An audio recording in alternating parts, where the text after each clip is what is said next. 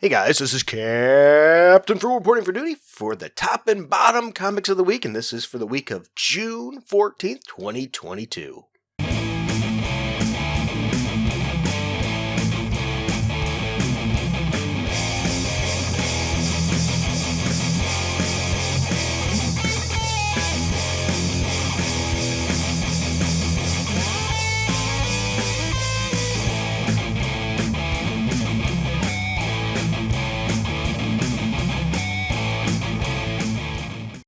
Alright guys, so let's jump right in. Let's start with the top ones, the ones that I think that you should get, the ones that I think you shouldn't miss if you're a comic reader or looking into getting to reading comics. Now once again, these are, if you're new to this, these are my opinions. Your opinions could differ, so if you've been reading them, let me know what you think I missed or where you think I'm wrong. Let's have a nice civil discussion about this. I did read a lot of comics this week, so we're going to look at the top three, bottom three. I'm just going to mention the others and a little bit of brief thoughts about each one. So it's like a really short review, if you will. So let's go with number three. My number three pick of top comics would be Iron Fist number 4. I gave it a 7.41 out of 10. Now, if you hear this noise, by the way, that's me with my notes, because I kept notes, so just in case I forget, because I'm getting old. So Iron Fist number 4, I thought the art was decent. The story is moving along at a good pace. It's making me stay interested in these characters and where they're going and progressing. And this says a lot because I am a huge Danny Rand fan, and I want Danny Rand back as Iron Fist. I'm not going to hide that. Okay, so I think that says a lot. If I want Danny Rand back, it's easy to hate on something when they do something like this with a character.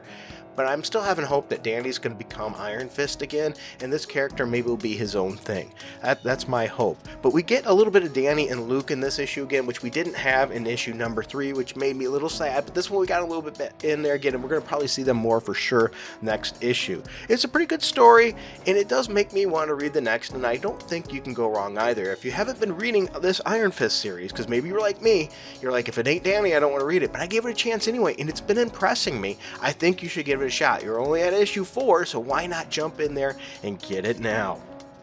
Next for my number 2 pick. This one is another team that I like. We've seen them not too long ago, and they were written very poorly and bad. And I'm hoping that this is a better direction. And that was Young Justice number 1. Once again, that's Young Justice number 1. It's an interesting team. I'm a Robin fan. I'm a Tim Drake fan. So, once again, this is my papers rattling around. They can make it tough sometimes, like with that whole Drake turnaround. That was the dumbest thing ever, I could say. But this is Young Justice Targets number 1, and I gave it a 7.5 out of 10. I thought the art was good, the story was good, and I really do want to see what happens next. I like this team. I just the last series of them didn't do them justice. Bendicized them, and if you know what I mean there, Bendicized. It didn't work for me. If you liked the last series of Young Justice, let me know. I didn't care for it as much. But it's interesting to see this version of Superboy back and Impulse. And as I said, I'm a big fan of Tim Drake Robin. Even with what they're doing right now, it makes me scratch my head a little bit. But I'll get into that in a little bit later. Alright, so once again, my number 2 pick was Young Justice number 1 with a 7.5 out of 10. And my number 1 pick, the one that I think you should definitely get, and this one, wow, this one could swing either way. We got to be really careful here, but it was, are you ready for this one? My number 1 was Captain America's Sentinel of Liberty. I gave it an 8 out of 10. Now, be wary here. This is only the first issue. The art was good. I thought the story was interesting.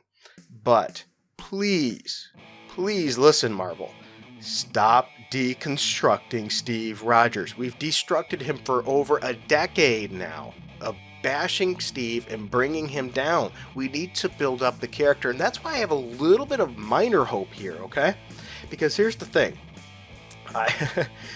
How do I put this? I don't like it when they keep tearing a character apart consistently and never build them up, and we've been seeing that with Steve. It's almost like they do it intentional, that way they can, when they transition to somebody else's Captain America, we'll be all for it because we hate Steve Rogers at this point, or he's just no longer good. But this is an interesting thing. This is where I'm a little bit really on the fence here. Now bear with mine. I know I gave it my number 1, and I thought it was a strong issue, but this one is teetering on the ledge of the danger zone. And what I mean by that is they could use this as a springboard for good. Steve Rogers comes back to his original home, and I thought that was a really nice touch. Back to his roots, and he's getting there to be with the people, the very people that he inspires and protects. And I think that's a really cool thing. By the way, if I sound a little froggy, because of my allergies, so I apologize for that. So anyway, it's bringing him back to his roots. Now, they could use this. This is where it's deadly. They could use this as a springboard to really elevate Steve Rogers for what he stands for and be as good. Or they can use it to make him stupid and beat him down. And we've seen a little bit possibility with that already with him with the tablet. Oh, you don't break your tablet because you're doing it too strong. But, this is Steve's strength and dealing with that. He's been unfrozen for a long time. This shouldn't be that big of a problem for him, but maybe he's never dove into the art technology of this, whereas you still see him drawing by hand and being great that way too. So they could use this as a springboard for just him making good connections, building more backstory characters for him.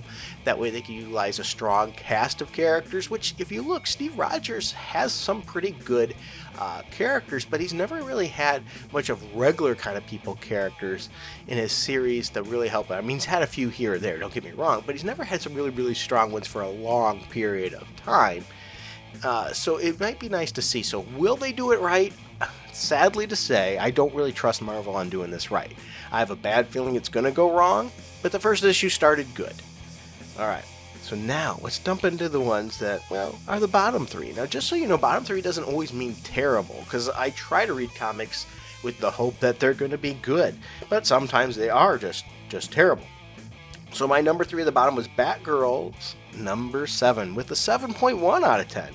The art was, once again, okay. The art has never been spectacular in this series. But here's the thing. This is a new story arc of a 2-issue story arc. And the story was fun, and to be honest, I think this was the best issue of the series so far. Now, that's not raising the bar high, because it hasn't been very good. But I think this was the best one so far. So if you want to try Batgirls, I would leave the last 6 issues out. But this one you might want to give it a try just to see if it's okay. But it is the bottom of my list. It's still nothing super great. They try too hard to be cutesy at times, so I think it's because maybe I'm not their target audience. Let's be honest there. But I think about if I'm reading this to my little girl, would she enjoy those quips? And she usually doesn't. So I'm trying to fit with the target market there to get a clear understanding. But once again, not for everybody, but this is better, so maybe give these 2 issues a try, because you have a fully contained story arc in 2 issues, and then, after that you can drop it if you don't like it. Alright, that was my bottom number 3, and the bottom number 2 is once again sort of disappointing to me, and that was Spider-Man 2099 Exodus number 2. I gave it a 7 out of 10. This one has Loki 2099, and actually it's supposedly the original Loki, so that's sort of cool. The art was good in it too as well, but I found the story to be, like last issue, a bit slow. And it's misleading. They keep using the Spider-Man 2099 name because that was the most popular of the 2099 series, so they use Spider-Man to bring people in, but it barely has any Spider-Man in it. It's really all a Loki story and a new Valkyrie story, so it's pretty misleading. Once again, you only have Spider-Man like in a page or 2 at the beginning and a page at the end. And I understand it's building the story arc, but there's ways to do it without misplacing and not using the character that's supposed to be in the story. They sold you a Loki book and called it Spider-Man is what they did here. Not a big fan of that. So once again, only a 7 out of 10. And the last one, the bottom of the barrel this week for me, was Spider-Gwen number 3. I gave Spider-Gwen number 3 a 6.8 out of 10. I will say I think this was better than a lot of the other Spider-Gwen ones we've had out of this series. The other 2 issues, not a lot, really. I mean, come on, there's only been 2 other issues. The art was decent, and it had some nice things in it.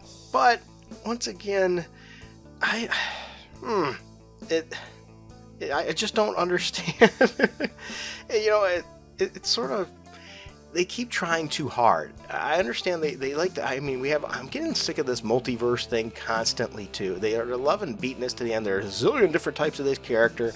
And instead of actually focusing on a character and character development, they keep bringing in multiple versions of the characters. And I understand it's sort of cool, but when you do it so much in so many titles and so often, it loses its impact. And I will say they had one of the things I give this a benefit of plus on is it did a good job of throwbacks to some other comic series like A Next and 2099. You get a little bit of a throwback in there. If you've never read the A Next, that was an interesting take and during that period of time. I liked seeing that. So they do give us a little bit of deep cuts, if you will, the Marvel lore, but otherwise the story just doesn't do it for me. Trying to be too cutesy again. Once again, I realized I'm probably not the target market for this, so I read it to my little girl, and she didn't seem to gravitate towards this one either. Once again, when you focus on so many characters and not the actual character and put any depth into them, you sort of lose it all. It's like, here's a forest, but there's no trees that we focus on to really understand and get behind. It's sort of, some of the characters are sort of cool. I'm gonna be honest with that, but overall, it's just not my cup of tea. Alright, so there's a lot of books that didn't make the cut for the top or the bottom three, so here they are. I'm just going to read through them really quick and to give you my thoughts on them very, very fast. One was Future State Gotham, number 14. I gave it a 7.2 out of 10. I thought the art was solid, the story was pretty good, and I'm looking forward to the next issue. So the second story, though, in that book, could have been a little bit better in my opinion. This is a series I have been enjoying, and it's a little different. I like sometimes something a little different than the norm. Another one was Moon Knight, Black, White, and Blood, number 2. I gave it a 7.35 out of 10. I'm splitting hairs on a lot of scores this week. And it had 3 stories in this book. Each one had different art styles, and overall, I thought it was pretty darn interesting. The art was mixed. Some of the art I liked, some I didn't, but the stories were pretty interesting. Especially story number 2 was a really interesting, different take on his multi-personality disorder, and so it was something a little different and yet quite nice. Another one I read, let's see here, I'm looking at my paperwork here, was Blood Syndicate number 1. Blood Syndicate Season 1, number 2. I gave it a 7.2 out of 10. I continue to like this series and liking where it's going. It's growing on me, too. The art is good. The story is definitely progressing well. I don't know these characters well, and therefore it's giving me depth on these characters, is what people tend to like. We like to read and learn about those characters, and we can definitely see that things are building in this world, if you will. So I think this book, if you haven't given it a chance, is worth a look. Another one I read was Ben Reilly Spider-Man number 5, and the art was good. The story was better than I expected overall. This is the last of the series of it. It's a 5-issue mini, so if you might want to check it out. If you like Ben Reilly and you miss it or want a little bit of a throwback story, this might be worth trying. And this is a thing I want to mention too and talk about real briefly, is a throwback story. Marvel's been doing this with several titles. I wonder if, and I'm just spitballing here, I could be completely wrong, is Marvel testing the market? Are they saying, is their new direction working? Are they comparing sales of, is their new direction working? Or let's go back to what we were doing in that style in the 90s and see how it compares. Do people still like that style? Because you're going to notice art-wise it's a little different, but a little bit modern. But the stories, the way they're written and things really is much more a past style, if you will. And they've been doing this with several books, and I don't know if they're trying to do that to maybe captivate the older readers that they thought that maybe they've been leaving behind, or maybe it's a test. Are they testing the market to see which direction is more successful? And I like this direction more, to be honest with you. I like this style more than what we get a lot now today, but that's me. What are your thoughts on this? Are they changing stylistically? Are they trying to do something? What are your thoughts? Once again, I gave this book a 7.3 out of 10. And here's another one I read, and it was DC Pride Tim Drake Special. Now, I'm going to full disclosure here, I am a big Tim Drake fan. I have been from day one when he first appeared in Batman. I read all of his miniseries, and I read and have his complete series in its entirety. I've been always a big Tim Drake fan. I enjoyed how they brought him from the very beginning, and he didn't just go and kick butt right away. He had a hero's journey. He had to make himself better. He's really, his biggest asset is his mind, his brain, his tactics, the way he has as a tactician's mind. He's incredibly smart. He's also a good fighter, but he's not at the same level, for example, as probably what you see as Damian or Batman. And not saying he's a bad fighter. Actually, they don't give him enough credit for his fighting skills, because if you read his series, he trained really well under some great trainers and really beefed up his skills, but he's never really quite measured up in that area as opposed to the others. But he's really a complete package. Great fighting overall and a very well-grounded mind. And over the years, and this is one of the issues I have with this, and I'm going to talk about a few of these issues. This wasn't actually a terrible issue, though, in my mind, is that they really fleshed out this character over a lot of years. They built him up, and he really is, if you think about it, probably the best fit to replace Batman. He has been. But this new direction, ever since New 52, they sort of left Tim Drake lost. they didn't really have a good direction for him. He ended up getting lost in the shuffle, and moving forward, trying to grab attention, I think they lose one of the best things about him. Now, I know I'm always going to get trashed on this because people, oh, you're a homophobe and all that. That is not it. Okay, first of all, the art was pretty solid in this book. I gave it a 7.4. It almost made the top. Actually, I think they did a good, ready for this one? I think they did a pretty good job of changing Tim to make him bisexual or gay. I don't think they actually said bisexual ever, but I mean, I think they said that in the marketing or whatever, that they pretty much made him gay in this. And I don't like that, but I'm going to go why in a moment there. Okay, so before you jump on the hate wagon here. So overall for the transition there, they gave, I mean, it still was a little quick. They gave it the thoughts of, he was confused and things like that, which could have been done worse. But there was a couple sections there where it was pretty pathetic, like how his girlfriend or his ex-girlfriend, Stephanie Brown, took it so great. Just, oh, it's so wonderful. No, I've never been in that position, so I can't say, but I have talked to a few people that have, and the ones that had a girlfriend that they left right then were pretty pissed at him, actually. And I think a lot of that, too, was from the other side that we don't see any about in this book, is how Stephanie took it. As a matter of fact, a very close family member of mine had somebody come out on them, and they took it very hard because they had a relationship with that person. And it makes you question yourself. What did I do? Why was I inadequate that this person changed? And even though there's probably nothing really wrong with him there that caused that to happen, I'm not saying that, but why did Stephanie not even go through anything? There was nothing negative for Stephanie really to go through at all. She never once questioned, wow, what did I do that didn't measure up? Because even in the book, he says he loves her, but he's not with her, which, once again, if he's bi, that doesn't make a whole lot of sense. So once again, this was DC pushing an agenda, unfortunately, over the character. Now, Robin, Tim Drake, is going to have his own series. I don't know if they're going to call him Robin. That's part of the problem, too, is what are they going to call him? Will he be back as Red Robin? I don't think that'd be a bad idea. But here's the thing. Once again, this is don't go the homophobe route on me and things like that, okay? I know they wanted to shove him in this direction, but I, being a long-time fan and reader of him, and talked to one of the original writers of this character, they never had any intent for him to do this. Never have a sexual orientation change. They never did. And so to do this was forced for an agenda, clearly. And unfortunately now he's going to be pigeonholed probably as the gay Robin instead of Tim Drake Robin.